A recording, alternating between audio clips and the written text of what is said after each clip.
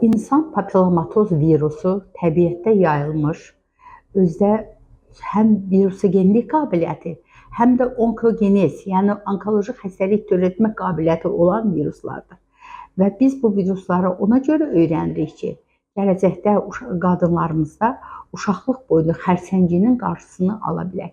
Çünki uşaqlıq boynu xərçəngi bu saat döş xərçəngindən sonra dünyada ikinci yerdə duran xəstəlikdir ki, hər il 500 mindən çox qadınımızı bu səbəbdən biz itiririk. İnsan papillomatoz virusları HPV ki deyirik.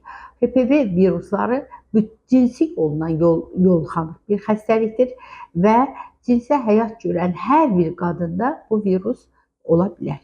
Virus kliniki əlamətlərlə də təzahür edə bilər və ola bilər ki, orqanizmdə yaşasın, heç bir kliniki əlaməti olmasın. Və biz bunu yoxlamaqdan ötürü uşaqlıq boynundan mütləq analiz götürməliyik. Sürtmə şəklində götürülən bu analizlərlə HPV viruslarının fenotiplərini öyrənirik.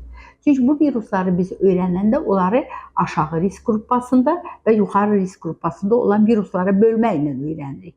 Aşağı risk qrupasında olan viruslar dəridə, aralıqda, zeyillər şəklində qaşınma kliniki əlamətləri ilə təzahür edir.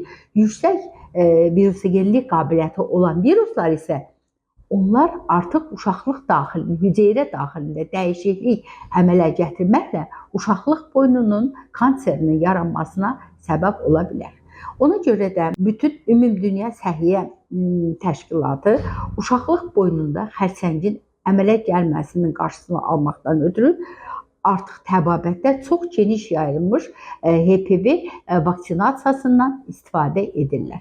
Və bunun praktikada ən çox istifadə etdiyimiz növü Gardasil adlanan peyvəndlərdir. Gardasil 4 və Gardasil 9 tipində həkimlik praktikamızda mövcuddur. Gardasil 4 virusa qarşı, Gardasil 9 virusa qarşı yaradılmış peyvənd növüdür. Və bu peyvəndləri həm xəstəlik keçirmiş insanlara, həm də xəstəlik keçirməyən insanlara vurmaq olar.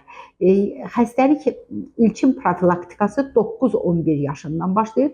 Xarici ölkələrin əksəriyyətində, xüsusən də Avropa ölkələrində xüsusi proqram əsasında Gardasil artıq 9 yaşından qızlara olunur və nəticə etibarilə, məsələn, Şveysariyada uşaqlıq boyunca xərçəngi demək olar ki, yoxdur.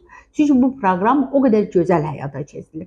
Amma başqa ölkələrdə nisbətən hələ də vardır və bu günləri Azərbaycan da peyvənd almayan, peyvəndi az alan ölkələr sırasındadır. Biz qadınlarımızı peyvəndə cəlb etməkdən ötürü ilk növbədə onlardan yaxmalar aparmalıyıq və yaxmalardan sonra negativmi, pozitivmi cavabı alandan sonra onlara peyvəndlər təşkil etməliyik. Peyvənd əzələ daxilinə vurulur. Xüsusən də çiyinin delta əzələsinə vurulur.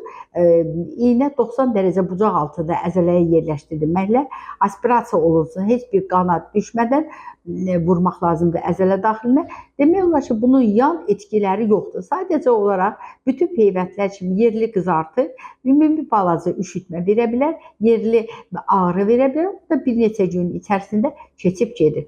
İlkin peyvənd vurulandan 2 ay sonra ikincili peyvənd vurulmalıdır və nəhayəti 3-6 ay keçəndən sonra üçüncülü peyvənd vurmaq lazımdır. Mən bütün qadınlarımızı uşaqlıq boyunca xərçəngindən qorumağa çalışıram. Bütün həkimlərimizi bu xəstəliklə mübarizəyə çağırıram və demək istəyirəm ki, bizim HTC klinikasında bu cəhətdən artıq kliniki təcrübələrimiz var. Qoy qadınlarımız qorxmasınlar, xəstəliyin qarşısını almaqdan ötürü bizə müraciət eləsinlər. Biz onlarda peyvəndləşmə işini uğurla həyata keçirək. HCC Clinical Hospital sağlamlığınızı bizə